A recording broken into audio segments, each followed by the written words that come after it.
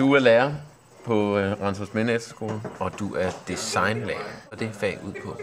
Forskellen på design og håndgerning, som jeg havde, da jeg gik i folkeskolen. Hvad? Det er et fag, hvor vi tager begrebet design op, og så deler vi det lidt ud, så vi har computerdesign, og vi har sådan boligdesign, og så har vi sådan design i forhold til sådan syning og sådan noget. Så det er sådan bredt. Typiske designelev, hvem er det? Det er meget svært at sige, hvem den typiske designelev er, fordi det er som sagt et bredt fag, så der er alle mulige typer. Altså, det er meget sjældent, at det er mig, der bestemmer sådan helt bestemt, hvad vi skal lave. Jeg kan godt lide at tage udgangspunkt i, hvad eleverne har lyst til at lave. Få noget til at se godt ud rimelig hurtigt og rimelig let, så man får en følelse af, at man også.